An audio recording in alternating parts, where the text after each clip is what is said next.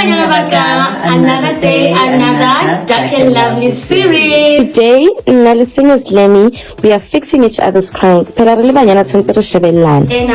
helps with hair length and then it boosts the shine. It's my turn now. Then when it's up, is it try?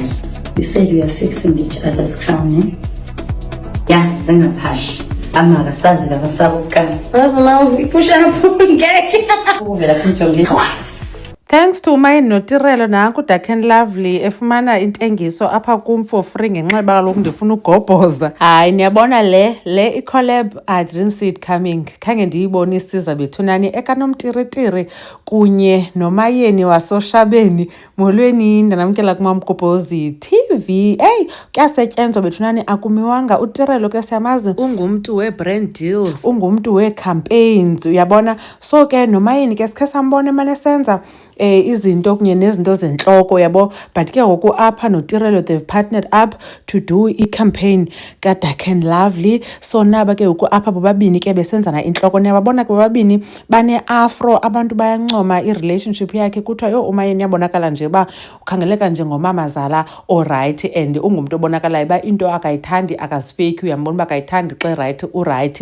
Now utata Musamseleku ke pha kuthando nesithembu bekhe waveza into yongathi umayeni is favoring utirelo over amahle ngenxa yoba uyambona yena utirelo esiya pha kwamayeni, but ke ngoku amahle yena akavumelekanga ba aye pha. Wachaza ke umayeni ba isizathu kungoba utata Musamseleku noMpumelelo bahamba bayolobola amahle bengakhange bamxelela. So ke ngoku yena wazixela uba akafuna ungena into edibene nayo, not that unengxaki no amahle. And then ke kwafuneka sikhumbule futhi ke bethinani ba utirelo kudala esazana nabo usandofika ke kuyena uamahle. Enye ke futhi into ezasenza okanye izakwenza abantu bacinga ba i-relationship kamayeni notirelo inoba istrongo kungoba siyesava napha kuthando nesithembu ngoku utata Musamseleku ebekunye nefamily kamayeni uba sebesuka uya kulotirelo ifamily kamayeni bechaza uba baya pha beyohlawula usinga.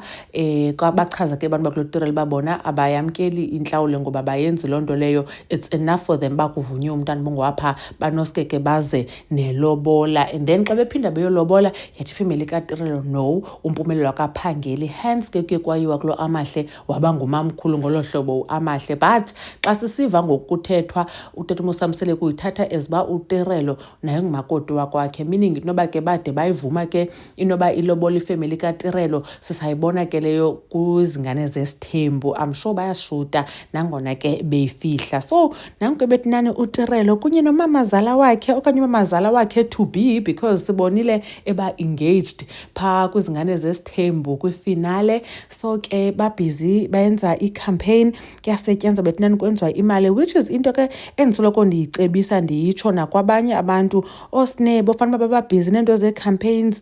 Omakhwela especially nje behleli pha kowabo nje bofanele ba uyenza izinto ze-campaigns because bane-following. Ndethukile mna ubona umakhwela ba una over 100,000 followers on Instagram after eye wenziwa uwife number 5. So umuntu bofanele la following ayisebenzise ke ukwenza imali. Ewe not sonke singabantu bakwa-social media like that, but any opportunity to make extra money I think umuntu benoyisebenzisa. Nompilo ikhona i-campaign ebenikhe ndambona ebhizi yiyo, ndizawukhe ndenze ivideo ndaqomba hayi this is nice. Uyatsho ke yena kumpilo yoba uyi-introvert but I'm sure naye ke uyafuna to put herself out there enze a little bit of extra money. Khane nitsho ke nakuba nicinga ntoni bethinani ngale partnership katirelo kunye nomayeni? Abantu bayancoma bathi it's so cute.